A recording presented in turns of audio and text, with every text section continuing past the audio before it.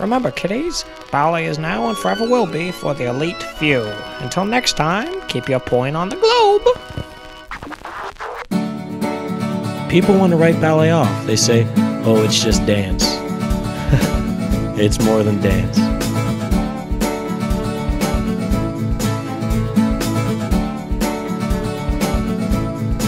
Ballet is for everyone, and now it's for anyone who has a computer.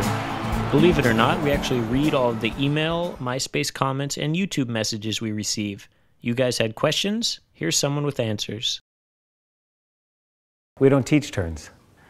One of the things we do at Anaheim Ballet is we have a system of training that's based on kinetics, which was codified by Joanna Nealon. And it's taught today by David Howard and Finest Young. One of the things that Joanna Nealon helped to codify was a circular feeling in all movement, whether it's a simple tendu relating to the fact that your leg is not going to go out and in, but there's a circular feeling to almost all movement. In a jump, in a pirouette, and even in a slow adage, you're going to find that circular feeling. Joanna Nealon was one of the first to codify that, to talk about it, and to explain how it can be used in all exercises, and certainly in pirouettes. What we find is that everyone can learn to turn, everyone can learn to jump, and everyone can certainly develop their technical abilities, and then artistic expression comes pretty naturally. How can I say it? We can use our shoulders and épaulement and head movement without drawing attention to it. And we find that a certain natural way of dancing is inspiring to the audience, inspiring for the dancer, and we look at classical ballet as a gift, more than dance. There's an atmosphere at Anaheim Ballet that carries through. It carries through from the staff to the teachers, from the parents to the dancers. And it's unspoken, but it exists, and we're proud of it. An atmosphere where the young people have courage to try things. If they fall down, that's not an embarrassment. The other people in the class applaud and say progress.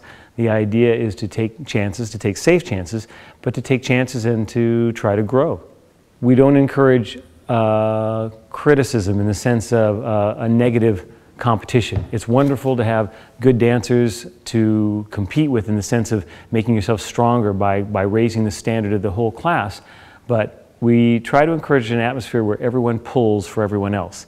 If you can acknowledge something that's really well done by another dancer, it'll pull it out of you. So we try to find that healthy attitude where we can say, that's great, I'm glad you're doing well, and then that each dancer tries to find it for themselves, rather than having to be jealous or feeling that if someone does really well, it means it's a little less glory for you.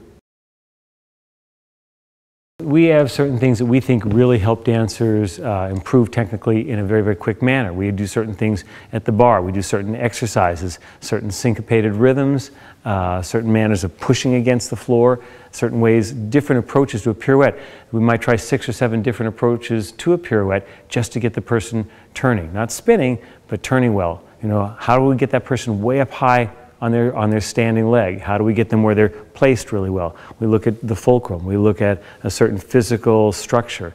And once we get that on the dancer, it takes over. They find it for themselves and they apply it to not only turns, but to jumps and balances and adage as well. So that's really, really important.